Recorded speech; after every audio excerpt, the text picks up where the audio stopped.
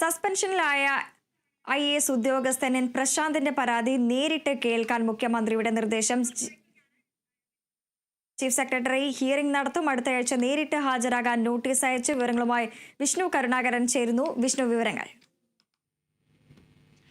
IAS പോരുമായി ബന്ധപ്പെട്ട chief secretary Sharada മുരളീധരനും അഡീഷണൽ ചീഫ് സെക്രട്ടറി ജയതിലക് എന്നിവരുമായി എൻ പ്രശാന്ത് IAS കുറച്ചു നാളായി തന്നെ വലിയ പോരിലാണ്. ഈ സാഹചര്യത്തിൽ തന്നെ അച്ചടക്ക നടപടിക്ക് ചീഫ് സെക്രട്ടറിക്ക് വക്കീൽ നോട്ടീസ് അയക്കുക കൂടി പ്രശാന്ത് ചെയ്തിരുന്നു. ജയതിലകിനെതിരെ അതിശയകരമായ തരത്തിൽ രൂക്ഷ വിമർശനങ്ങളാണ് ഈ സോഷ്യൽ മീഡിയ വഴി ഈ എൻ പ്രശാന്ത് IAS ഉയർത്തിയിരുന്നത്. ഇതിനെല്ലാം കൊണ്ട് തന്നെ വലിയ കാരണങ്ങൾ ചൂണ്ടിക്കാട്ടി എൻ പ്രശാന്തിനെ സസ്പെൻഡ് ചെയ്തിരുന്നു. കഴിഞ്ഞ നവംബർ 11-നായിരുന്നു സസ്പെൻഡ് ചെയ്തത്. ഈ വിഷയത്തിൽ എൻ പ്രശാന്തിൻ്റെ മറുപടി എന്താണെന്ന് കേൾക്കാനായി തന്നെ പരാതികൾ നേരിട്ട് കേൾക്കാനായി മുഖ്യമന്ത്രി നിർദ്ദേശിച്ചിട്ടുണ്ട്.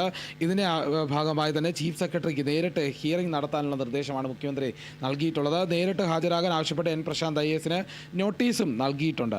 ഏതായാലും ഈ വിഷയത്തിൽ കൃത്യമായൊരു മറുപടി ഉണ്ടാകണം. ഗുരുതര അച്ചടക്ക ലംഘനം നടത്തിയെന്ന് അഡ്മിനിസ്ട്രേറ്റീവ് സർവീസ് അവമതിപ്പുണ്ടാകുന്ന വിധം പ്രവർത്തിച്ചെന്നുമായിരുന്നു സസ്പെൻഡ് ചെയ്തുള്ള ഉത്തരവിൽ നൽകിയിട്ടുള്ളത്.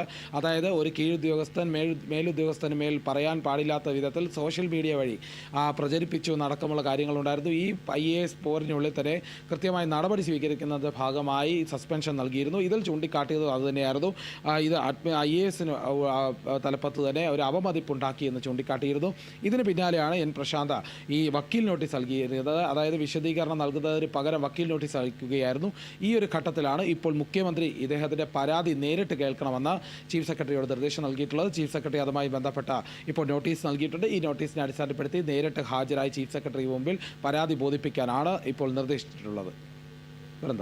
വിഷ്ണു, നേരത്തെ ഫേസ്ബുക്കിലടക്കം തന്നെ നിരവധിയായിട്ടുള്ള കുറിപ്പുകളിട്ട് ഒരു സസ്പെൻസ് നിറഞ്ഞ കുറിപ്പുകളടക്കം തന്നെ വളരെ വാർത്തയാവുന്ന ഒരു സാഹചര്യത്തിലേക്കെല്ലാം എത്തിയിരുന്നല്ലോ.